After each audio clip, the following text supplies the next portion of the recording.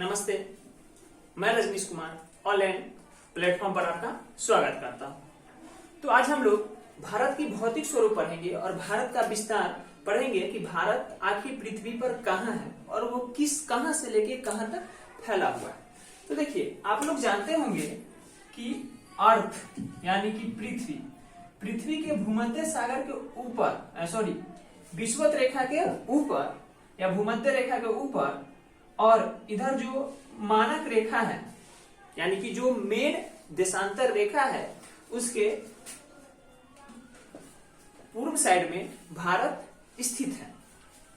तो ऐसे देखा जाए तो हम लोग जानते हैं कि भूमध्य रेखा के ऊपर वाला क्षेत्र जो है ये कहलाता है आपका नॉर्थर्न हेमिस्फीयर यानी कि उत्तरी गोलार्ध, और इसके नीचे वाला जो क्षेत्र यानी कि दक्षिण के साइड वाला क्षेत्र है इसको हम लोग कहते हैं साउथर्न हेमिस्फीयर होगा, साउथर्न हेमिस्फीयर जिसको हम लोग कहते हैं दक्षिणी गोलार्ध। तो अगर इस हिसाब से देखा जाए तो ये तो फाइनल हो गया कि भारत जो है उत्तरी गोलार्ध यानी कि नॉर्थर्न हेमिस्फीयर में स्थित है। दूसरा बात है, अगर हम पूर्व और पश्चिम की बात करें तो भारत जो है इसके हिसाब से पूर्व देशांतर में है, ईस्ट हेमिस्फीयर, और आप लोग जानते हैं कि इसके पूर्व साइड में मेन जो देशांतर रेखा है उसके ईस्ट साइड वाले क्षेत्र को हम लोग ईस्टर्न हेमिस्फीयर पूर्वी देशांतर कहते हैं, जबकि वेस्ट साइड वाले क्षेत्र को हम लोग वेस्टर्न हेमिस्फीयर यानी कि पश्चिमी गोलार्ध कहते हैं। तो आपको ये यहाँ पे अगर सपोर्टेड ये देखिए, ये आपका भारत है, ये भारत है। तो भारत देखा जाए तो उत्तरी गोलार्ध में और पूर्वी गोलार्ध में स्थित है। ठीक है, अब देखिए भारत की स्थिति हम देखते हैं कि भारत पृथ्वी में है तो कहां से कहां तक फैला हुआ है। जैसे एग्जांपल के लिए मैं अगर आपसे पूछूं कि ये एक दीवार है, इस दीवार पे बोर्ड कहां से कहां तक फैला हुआ है, तो आपका सिंपल सा जवाब होगा कि बोर्ड नीचे यहां से लेके ऊपर में यहां तक फैला हुआ है, जबकि इधर इस साइड में पश्चिम साइड में इधर से लेके पूर्व में इधर तक फैला हुआ है। सिंपल सा जवाब होगा। उसी तरीके से भारत पूरब से पश्चिम तक और उत्तर से दक्षिण तक कहां तक फैला हुआ है ये हम लोग आज देखते हैं।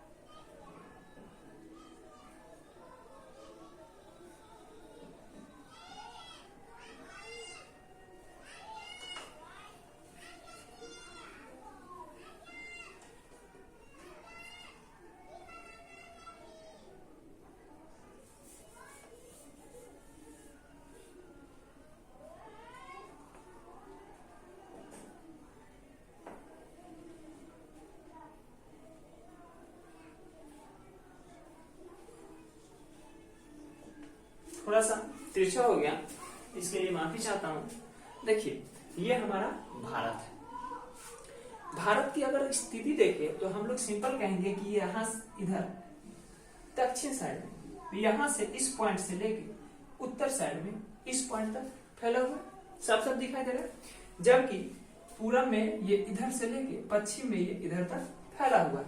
सिंपल सा कहेंगे। तो अब कैसे कहेंगे इसको, शो कैसे करेंगे? हम तो डायरेक्ट इसको बता नहीं सकते हैं कि पूरब में यहाँ से यहाँ तक या दक्षिण में यहाँ से यहाँ तक फैला हुआ। हमें कोई ना कोई यूनिट लेना पड़ेगा, कोई ना कोई न्यूमेरिकल वैल्यू लेना पड़ेगा जिसकी मदद से हम इंडिकेट करेंगे कि भारत यहाँ से यहाँ तक फैला हुआ है। तो आप लोग पिछले क्लास में या आप इससे पहले भी पढ़ चुके होंगे कि भारत का जो पृथ्वी पर जो ऐसी लेटी हुई लाइन होती है उसको हम लोग कहते हैं अक्षांश। आप लोग पीछे भी पढ़ चुके होंगे। और सीधी लाइन को हम लोग कहते हैं देशांतर। तो देखिए, अगर हम सपोर्टेड मान लेते हैं ये एक रेखा है, ठीक है, इसको अगर हम अक्षांश मान लेते हैं तो हम लोग जानते हैं कि अक्षांश सोई हुई लाइन रहती है। तो इस अक्षांश को अगर हम मान लेते हैं, इस बोर्ड के लिए हम पहले समझने की कोशिश करते हैं कि बोर्ड को मापना है तो इस अक्षांश से हम इसको तो नहीं मापेंगे, इसको मापेंगे। इसको माप सकते हैं क्या? नहीं मापेंगे। क्यों? क्योंकि इसको मापने के लिए हमें ऐसी रेखा की जरूरत पड़ेगी, जबकि इसको मापने के लिए हमें ऐसे रेखा की नहीं बल्कि ऐसे रेखा की जरूरत पड़ेगी। उसी अक्षांश से अगर हम इसको मापेंगे तो नहीं माप पाएगा। तो उसी तरीके से भारत को अगर उत्तर दक्षिण में हम मापे तो इस सोई हुई लाइन से जचाएगा, मापाएगा। इससे ये फाइनल हो गया कि इधर तक जो फैला हुआ लाइन होगा वो अक्षांश में ही कहलाएगा अक्षांशी कहलाएगा। ये फाइनल हो गया। अब इधर वाला मापना है तो देखिए सिंपल सा, इसे मापाएगा नहीं मापाएगा, हमें ऐसी वाली रेखा लेना पड़ेगा। तो इधर जो ऐसी वाली रेखा लेंगे ये हो जाएगा आपका देशांतर। देशांतर हो गया।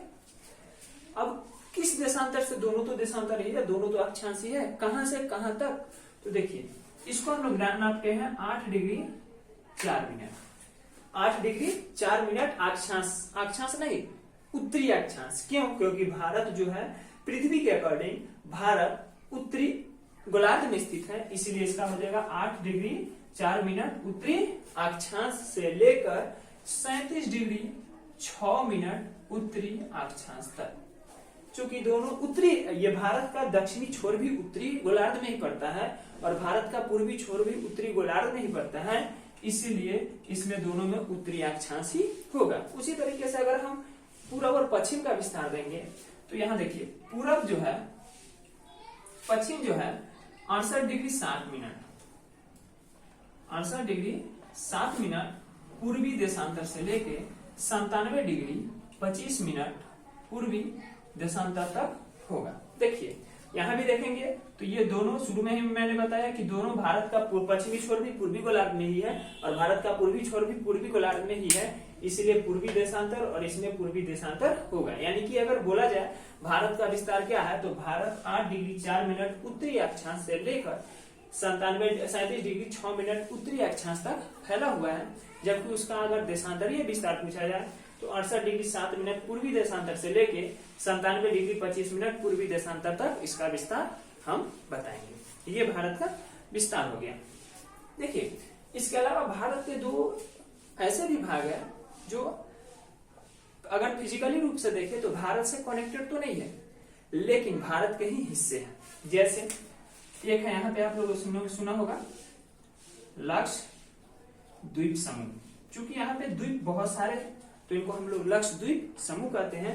उसी तरीके से यहाँ पे है एक द्वीप जिसको हम लोग कहते हैं, इतना लंबा नहीं है, थोड़ा छोटा ही है, अंडमान निकोबार द्वीप समूह। अंडमान निकोबार द्वीप समूह। तो ये दोनों साफ साफ दिखाई दे रहा होगा कि ये दोनों भारत से कनेक्टेड नहीं है, फिजिकली रूप से कनेक्टेड नहीं है, लेकिन ये भारत के हिस्से हैं। तो ये भी भारत के हिस्से ही है। तो कभी कभी इनके सिर्फ मेन भूमि का भी मापा जाता है और इसका जो अन्य भूमि है इसको भी मापा जाता है। टोटल यहाँ से काउंट होगा। उम्मीद करते हैं आपको ये भारत का जो विस्तार है वो समझ में आया होगा। चलिए हम लोग इसमें समझते हैं कि भारत का विस्तार जो है वो तो मैंने समझ लिया। भारत के पड़ोसी की बात करते हैं कि भारत के पड़ोसी कौन है। तो भारत का पड़ोसी मतलब क्या होता है, जो हमारे बगल हो, जो हमारे बॉर्डर क्या करे, शेयर करे।